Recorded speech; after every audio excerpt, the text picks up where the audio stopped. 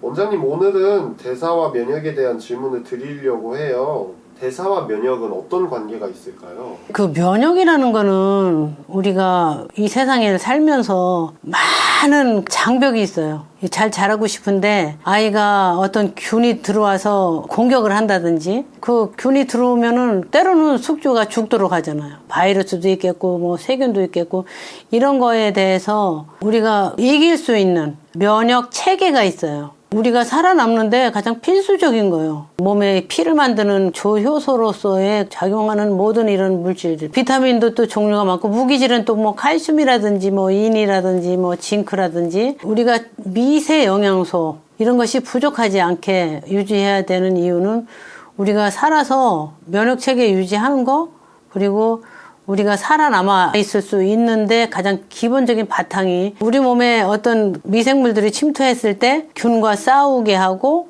이길 수 있게, 어떤 알레르기나 암이나 이런 것들을 갖다가 자라지 못하도록 우리 몸을 보호하고 유지하는 가장 기본 바탕이 면역이다. 혹시 이제 엄마 아빠가 집에서 아이를 키우면서 혹시 우리 아이가 면역적으로 문제가 되지 않을까 하는 거를 의심하게 하는 그런 증세를 말씀드리겠어요. 근데 그거는 아이가 이상하게 너무 자주 감기에 걸린다, 약을 끝없이 먹어야 된다, 아기를 보니까 입에 하얗게 백태가 낀다고 하죠. 이런 거는 이제 곰팡이가 자란다는 거예요. 우리 몸에 곰팡이가 자란다는 거는 면역적으로 좀 문제가 있다. 그리고 입이 노상 헌다, 입이 아파서 먹을 수가 없다, 막 침을 흘린다, 뭐 이런 감염에 대한 거, 뭐 이런 것들 보면서 혹시 우리 아기가 면역학적으로 면역 체계가 문제가 되지는 않는지, 이런 거를 항상 꼼꼼하게 챙겨야 하고, 이 면역과 대사는 서로 필수적이다, 필수 불가결하는 어떤 관계에 있다는 거. 아이들이 일상생활이 원활하게 가는데 어떤 장애가 있는지 늘 관심을 가지는 거, 이것이 아주 아이를 키우는데 가장 기본적이고 중요한 요소라고 생각합니다. 원장님, 그럼 대사에 어떤 문제가 있을 때 아이 면역력에 어떤 영향이 생길까요? 대사에 문제가 있으면은 아이가 잘 자라지도 않겠지만, 이 면역학적으로 문제가 있다면 우선 수명이 짧아요. 오래 살지 못하고 또 잘 자라지 못하고, 그리고 아이의 그 뇌 기능이라든지 근육도 꼭 항상 에너지가 필요하잖아요. 활동에 제약을 받죠. 원장님, 면역에 필수적인 영양소는 뭐가 있을까요? 뭐 가장 기본적인 것은 면역하면은 단백질이거든요.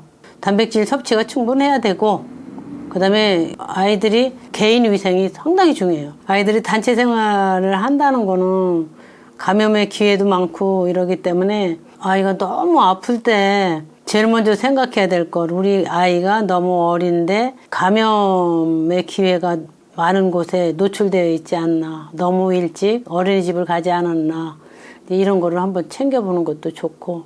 그러면 원장님, 어떤 영양소보다는 환경 개선을... 그렇죠. 영양소는 기본이고, 아이가 먹어서 성장하는데 면역 기능을 유지하는데 필요한 것은 기본이고, 감염은 자기가 잘못한 거하고 상관없이 어디서 이제 얻어오는 거 아니에요. 요즘같이 이제 엄마 아빠가 다 맞벌이를 하시는 분들이 많아서 옛날보다 아기들이 병원에 가는 일이 훨씬 많아요. 약도 많이 먹고. 원장님, 그러면 아이의 면역력이 떨어질 때 확인해보면 좋은 검사 같은 체크리스트가 있을까요? 그렇죠. 아기들이 자주 많이 아프다, 그러면은 우리가 혈액에 백혈구가 충분한가, 너무 자주 아픈 아기들은 면역 글로불린이 정상인가 한번 확인해 볼 필요가 있죠. 가장 기본적이면서 중요한 것이라고 강조하고 싶습니다. 원장님, 끝으로 해주고 싶은 말씀 있으실까요?